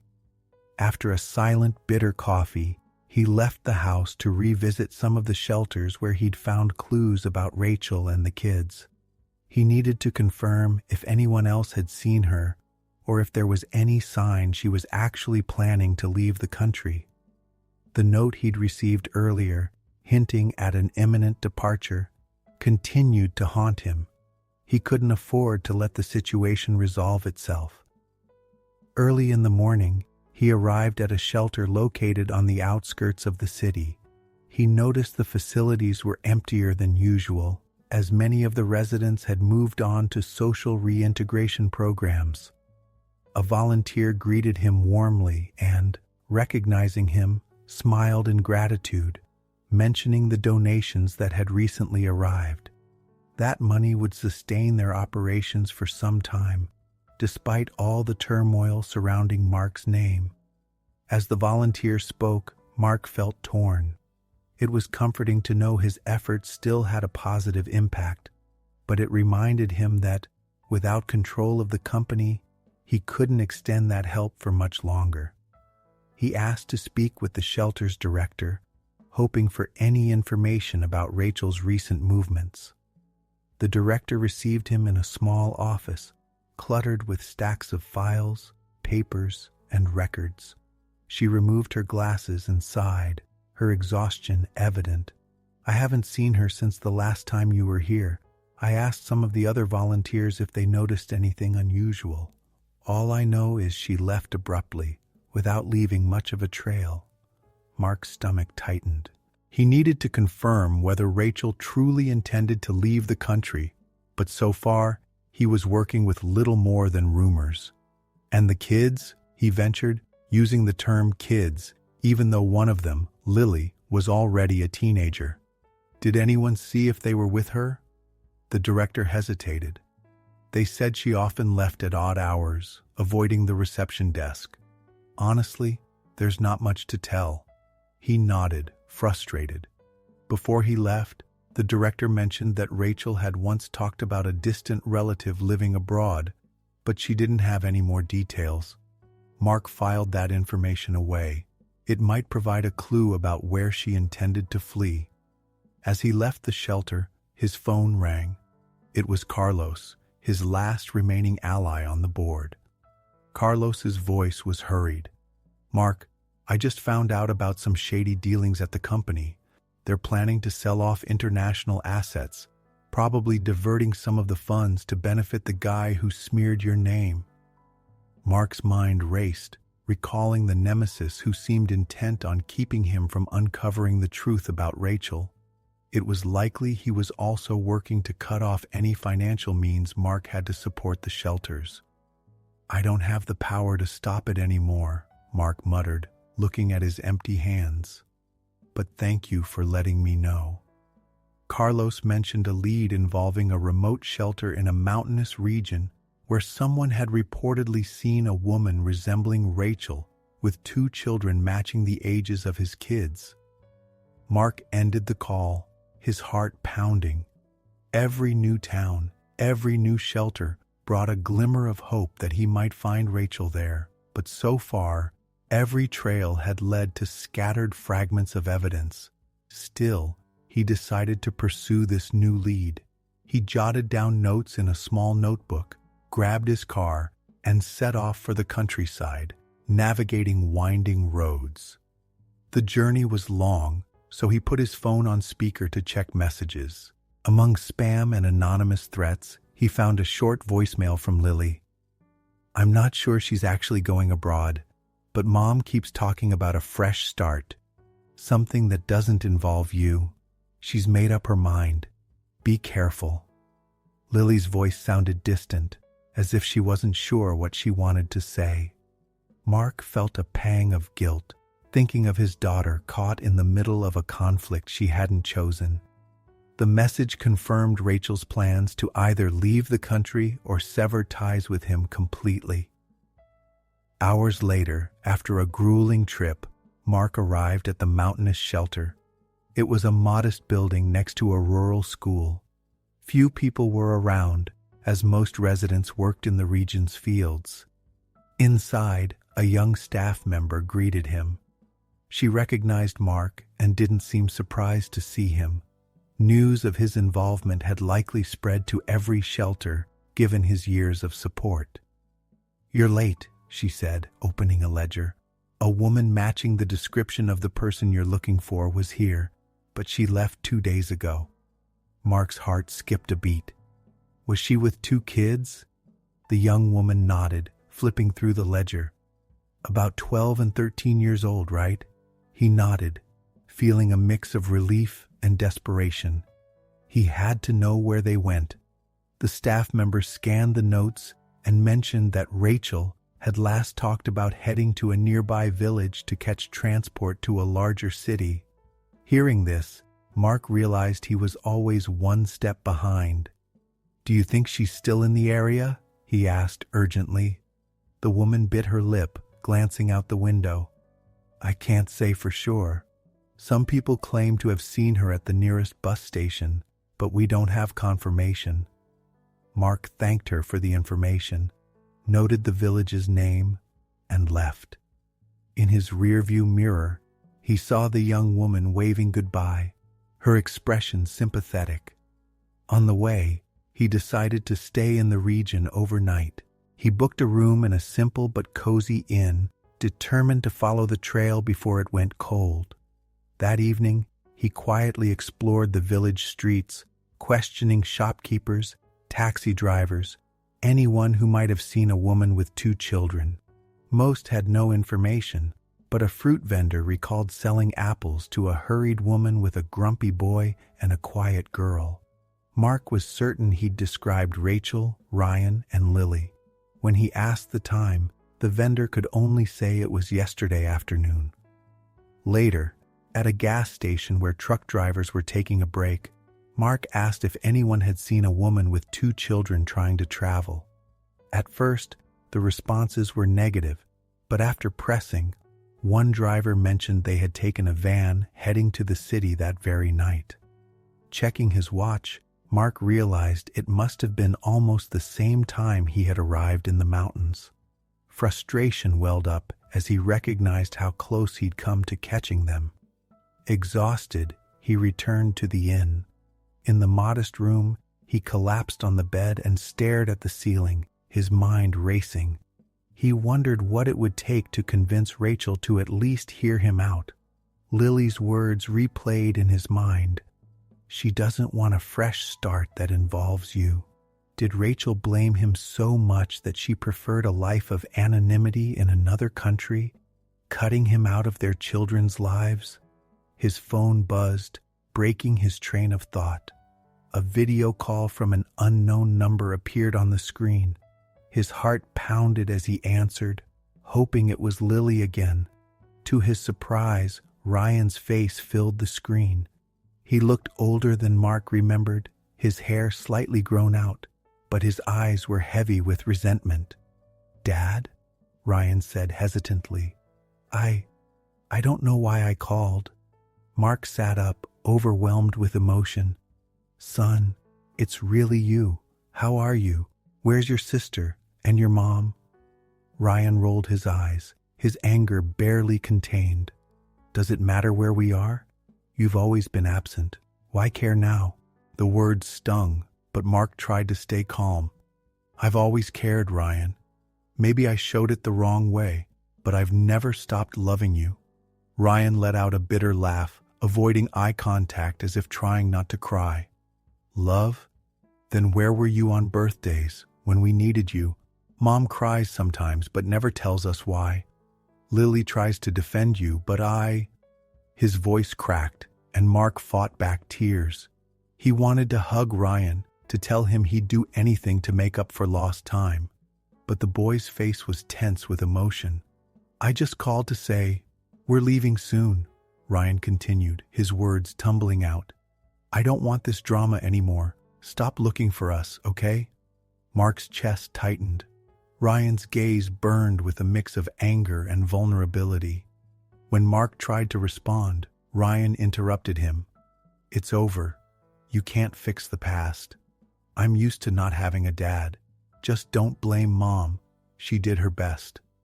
The call ended abruptly, leaving Mark staring at the dark screen, tears streaming down his face. For minutes, he sat frozen, swallowing the pain of his son's rejection. Finally, he stood and gazed out the window at the moonlit village. He thought of Lily, who had once seemed open to reconnecting, but now it appeared even Ryan wanted nothing to do with him. Rachel, too, seemed determined to keep her distance. Judging by Ryan's words, they were preparing to leave for good, possibly crossing borders. This realization made Mark question if he'd already run out of chances. What else could he do, having lost nearly everything, except the will to fight for his family? Unable to sleep, Mark wandered the empty village streets until he found a wooden bench beneath a tree. He sat there, replaying every second of the conversation with Ryan. His son's rejection stung more than any blow he'd taken from thugs at that distant shelter. As the stars faded behind clouds and a cold wind swept through the streets, Mark forced himself to return to the inn. Back in his room, he noticed another message from Lily. It contained a single line. "He's still angry, but don't give up. Maybe someday we'll understand everything." It wasn't immediate comfort, but it kept a faint spark of hope alive. After a quick shower, Mark lay down, his body exhausted from the emotional toll. As he drifted into an uneasy sleep, his mind clung to the image of a day when he might reunite with his family, free of the resentment in their eyes. Rachel remained a mystery. Why so much hatred, enough to flee rather than talk? Amidst the unanswered questions, Mark whispered to himself before sleep took hold. "If I don't show up, they'll leave forever." Mark rushed out of the room, his heart pounding in his chest so intensely it nearly hurt. During the night, he had received a lead suggesting Rachel and the kids were about to board a bus at a small terminal in the region, possibly heading to another state or even another country. He carried only an improvised backpack, the same unyielding determination, and a growing fear of being too late. The van he had managed to hire descended the winding road toward the valley, each curve evoking memories of all he had endured to get to this moment. Lily's cryptic messages, Ryan's anger, Rachel's public accusations. Despite all the pain, there remained a spark of hope within him. No matter how determined his wife and children were to leave, there was still a chance for a decisive confrontation, and perhaps a chance to make things right. When he finally saw the terminal, his breathing grew heavier. It was a modest place, with a low building and a few boarding platforms. A small clock displayed 7:30 a.m. Mark jumped out of the van, paid the driver, and ran across the cobblestones at the entrance, constantly glancing around in the hope of recognizing his family's faces. Then he spotted Lily from afar, holding a bag over her shoulder, standing near a ticket counter. Though she wore a mask, Mark would have recognized his daughter among 1,000 people. She was looking toward the right, where Rachel was filling out some kind of form, and Ryan was impatiently scrolling through his phone. Everything about them, from the way they carried themselves to how they avoided contact with others, indicated they were passing through, eager to disappear. Mark paused for a moment, hiding behind a column, unsure how to proceed. So many times he had imagined this reunion in his mind, but now, faced with reality, he was terrified of their reactions. It wasn't until he saw Ryan tapping his foot in frustration and Lily slumping her shoulders in apparent sadness that he decided he couldn't delay any longer. He moved forward cautiously, trying not to startle them. "Lily, Ryan, Rachel," he called, his voice hoarse. All three turned simultaneously. Ryan scowled, making no effort to hide his displeasure. Lily took a step back, clearly surprised. Rachel, on the other hand, froze. At first, her expression conveyed a mix of exhaustion and sadness. But as Mark approached, she lifted her chin, adopting a defensive posture. "What are you doing here?" Rachel asked, her voice low but firm. Mark glanced at Ryan, who looked away, and at Lily, who held an apprehensive gaze. He took a deep breath before replying, "I came to stop you from leaving like this. I came because I can't let you go without a final word." An awkward silence fell. The only audible sound was the terminal's loudspeaker announcing bus schedules. People hurried past, brushing against them, oblivious to the unfolding drama. "A final word?" Ryan sneered, crossing his arms. "Now you want to talk, after all this time?" The boy's disdainful look weighed on Mark like lead. He vividly remembered the days of running through the park with Ryan, then a little boy, and wondered how long it had been since he last held that small hand. Unsure how to fix everything at once, he tried anyway. "Ryan, I know I hurt you all, but I swear, I've been trying to find you since the very first day." "Enough," Rachel interrupted, pressing her lips tightly together. "We're not here for a confession session. We're leaving." Despite her harsh tone, she seemed to hesitate as she examined Mark more closely, as though noticing something different about the man she once knew. Even so, her defensive stance remained firm. "Mom," Lily said, glancing between Rachel and Mark, "don't you think we should at least hear what he has to say?" Ryan huffed, rolling his eyes, but he couldn't convince Lily to drop it. Rachel, however, stayed stern, wrestling with conflicting emotions. Finally, she stepped aside slightly, away from the ticket counter. "5 minutes," she said curtly. "Then we're boarding." It was enough for Mark to feel a flicker of gratitude, despite the tension.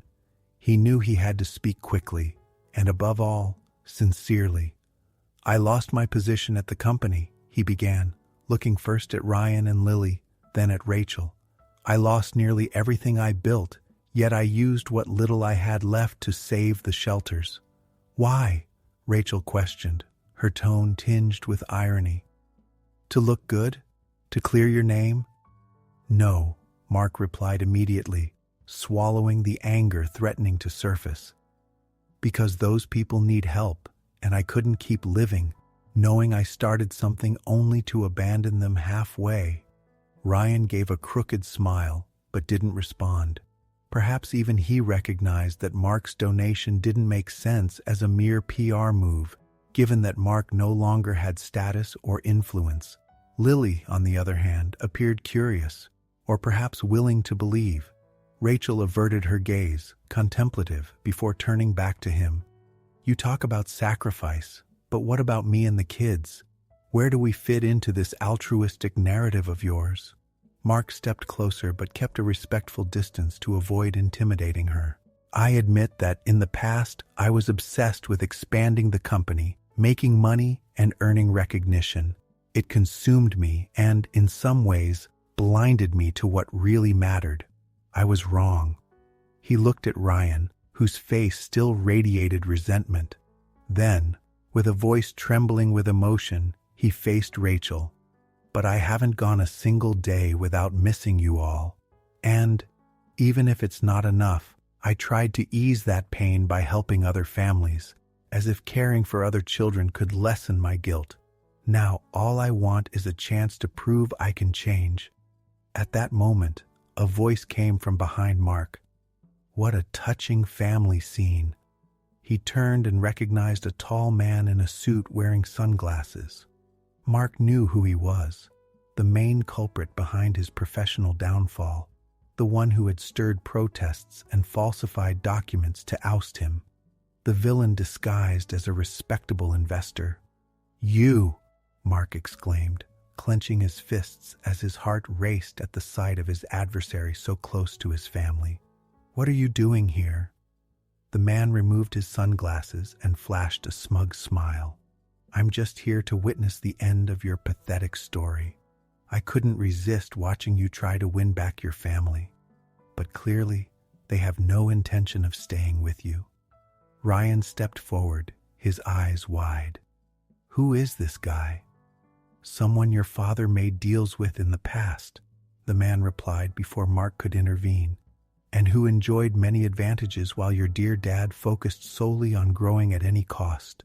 Mark tensed, recalling the accusations of manipulation and shady transactions this man had orchestrated to incriminate him. He tried to remain calm, but seeing Rachel and the kids exposed made his anger surge. "Get out of here," Mark demanded, stepping closer.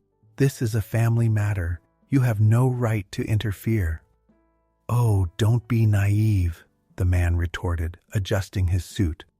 "I'm just here to observe because I know Rachel is running away from you, and I don't blame her. Who would risk staying with a former businessman who's now penniless?" Mark clenched his jaw, desperately trying to maintain composure while facing a villain intent on destroying everything he held dear. But deep down, he knew that this confrontation wasn't just about the man standing before him. It was also about proving to Rachel, Ryan, and Lily that he could still be a husband, a father, and a better man. Mark observed the city through the window of the small apartment he now called home. The place, modest and unadorned, had become his refuge after losing his position at the company and watching his fortune dissipate through lawsuits and donations to shelters. He had spent weeks calming his mind, revisiting every decision and every mistake that had led him to this point. Initially, he felt an almost unbearable void, a sense of defeat that made him question if there was anything left to fight for. But time and reflection brought him a different kind of peace. He learned to appreciate quiet mornings without the incessant ringing of his phone or the tension of unmissable meetings. Now he managed his own tasks, personally reviewed his bank statements, nothing particularly encouraging, and spent afternoons visiting the shelters that still endured thanks to his last round of donations. On one of these visits, he began to feel something he hadn't in a long time, genuine satisfaction in seeing grateful smiles, even as he faced his own difficult moments. One day, news reached him that the former villain behind the company's schemes had been exposed. Carlos, a loyal friend, sent him enthusiastic messages detailing how documents had surfaced, revealing embezzlement and blackmail used to oust Mark while profiting from stock speculation. The plot had backfired. The culprit was now under investigation, and although Mark wouldn't be reinstated as CEO, he was regaining part of his dignity in the public eye. This relief, however, did little to ease his main anguish. The whereabouts of Rachel and the children remained unknown. Through Lily's last messages, he learned that Rachel was hesitant to leave the country for good, but had kept her distance. Ryan remained resolute against reconciliation. Mark didn't blame them. He understood that healing from the pain would take time, and that rebuilding trust would require much deeper gestures than a hurried reunion at a bus station. So, he made one final gamble. Mark's former lawyer, now just a friend, suggested he quietly fund an educational opportunity for Rachel. It was something she had long wanted, but had set aside due to the demands of family life and Mark's career. There was an international professional training program that could offer Rachel a fresh start on her own terms. Without hesitation, Mark gathered what little he had left and invested in this goal. He preferred to lose all his money than to know she had left again without a real prospect for her own life. He arranged everything anonymously through old contacts. He didn't want Rachel to feel obligated to thank him, much less think he was trying to buy her back. He simply needed to create the possibility for her to choose. After that, all he could do was wait. Wait for the plan to bear fruit and hope that, perhaps, Rachel would understand that his actions were not performative. A few days later, Carlos visited Mark at the apartment, carrying a folded newspaper and a broad smile. "Have you seen today's headline?" he asked, handing over the paper. The article highlighted the investigation that had cornered the villain. It also mentioned that Mark had been cleared of the most severe accusations, restoring part of his credibility in the public eye. The piece emphasized that, even without resources, he remained committed to social projects and had assisted authorities in the investigation. "This will help you get your life back," Carlos said, settling into the worn-out armchair. "It might not get you your CEO seat back, but at least the world knows you weren't behind all those shady deals." Mark smiled faintly, without exuberance. He thanked Carlos, stating that the position was no longer his priority. "What I want now," he declared with serene conviction, "is to find a way back to my family. Everything else is secondary." Days passed, and Mark continued his simple routine, visiting shelters, helping where he could, and giving occasional interviews to clarify key points of the investigations. He noticed that, slowly, society began to regard him without as much scorn. There was still no sign of Rachel or the children, but he nurtured a quiet faith that something would happen. Finally, one afternoon, while returning to the apartment by bus, having sold his car to fund donations, he received a message from Lily. "We need to talk. I'm in front of the central shelter." His heart raced. He jumped off the bus a few blocks early and ran to the location, nearly stumbling as onlookers whispered about his apparent new phase in life. Lily was waiting by the entrance with a worn backpack and an unreadable expression. She seemed nervous but determined. Before he could say anything, she hugged him quickly. The embrace lasted only seconds, but was enough for Mark to feel a warmth he had long forgotten. "Dad, She struggled to begin. "Mom received a scholarship for an international program. We don't know how it happened, but we found out it was anonymously funded. Do you know anything about it?" Mark averted his gaze, slightly embarrassed. "Maybe I made some calls," he admitted, "but I didn't want her to feel obligated. What matters is that it's a real chance for her." Lily sighed and explained that Rachel, upon discovering the opportunity, was confused. She wondered why Mark would do such a thing now, so quietly, and why he cared enough to offer something with no personal gain. Lily added that Ryan, despite his resistance, had begun asking if their father had really changed. "I don't know if Mom will forgive you," Lily continued, "but she wants to talk. We all do." Mark nearly collapsed with emotion upon hearing that. He was ready to meet his family at any moment. Lily explained they had arranged to meet at a nearby park, a place Mark might remember. It was the same park where they used to have picnics and play ball with Ryan years ago. That evening, the reunion took place. Mark arrived a little early, clinging to memories of Lily and Ryan's laughter during their childhood as they ran across the grass. It wasn't long before Rachel appeared in the distance, carrying a small bag, with Ryan walking a few steps behind, head down. Lily walked alongside them, forming a trio that seemed to be searching for something they all deeply wanted: understanding. Without saying a word, Mark approached Rachel. She looked hesitant, but there was less resentment in her eyes. For a moment, they stood in silence, studying each other. Then she spoke. "I found out what you did, how you funded my studies without asking for anything in return. It took me days to process that. I still wonder why." Mark, his voice trembling, replied that he simply wanted to see her well, to ensure she had a solid opportunity if she truly wanted to leave the country or restart her career. "It's not about buying or convincing you," he added, glancing at Lily. "It's just a way of showing I care, even if we can't be together again, if that's your choice."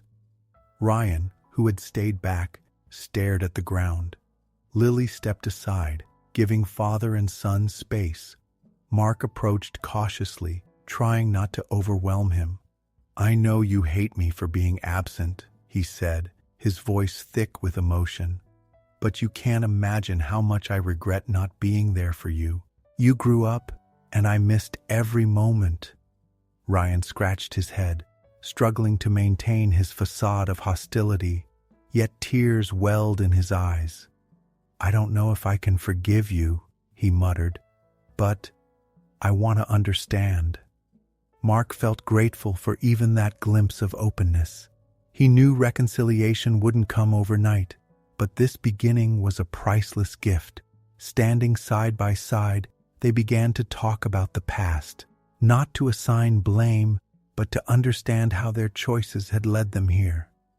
Ryan admitted that much of his anger stemmed from an irreparable sense of abandonment. Rachel eventually joined them on a nearby bench. They discussed possibilities. She was still considering the trip abroad, as the chance to resume her studies was invaluable, but she thought about taking the children with her. Somehow, though, she didn't want to completely sever ties with Mark. Lily suggested that he come along. It was too soon to expect everyone to live together again, but perhaps a gradual approach, a season as a family, could be a way forward. Mark listened, his heart pounding. He had never dreamed of sharing plans with them again. He knew he would first need to heal the wounds of the past.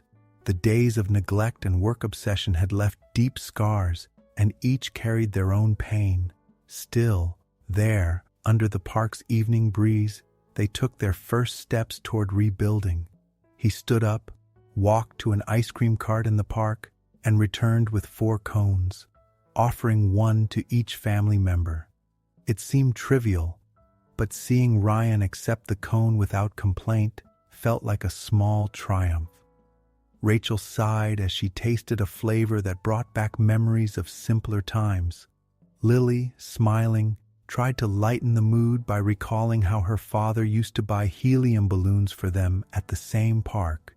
They stayed there for a long time, not resolving everything but willing to continue the conversation. For Mark, it no longer mattered what the world thought, whether he regained his company or was lauded by the media.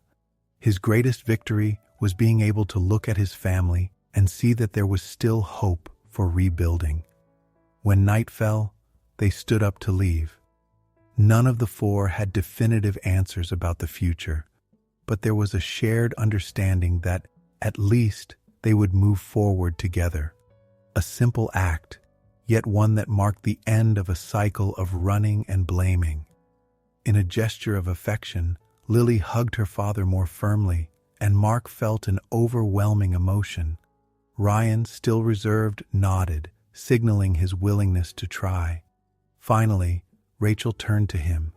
"You've proven you can change, Mark. Now, let's see if you can sustain it." He agreed, making no grand promises, only a quiet certainty that he had faced his mistakes and discovered a value greater than money or status. Together, they left the park, where a car waited for the family, perhaps for a future trip or just the routine of the coming days, but now without the shadows that had once loomed over them. Mark took one last look around, remembering how he had dreamed of this very scene, walking alongside Rachel and the children. In that moment, as he watched them talk among themselves, he understood something profound. Many people spend their lives chasing power and wealth, but when everything collapses, what remains is the love built and the family sustained, even through stumbles and open wounds. He felt that by striving for others, especially for those who had no other support, he had finally gained full awareness of his purpose. Taking Lily's hand to help her into the car, he paused before getting in and whispered softly, almost to himself, "True wealth isn't measured by the money we keep, but by the love we finally find."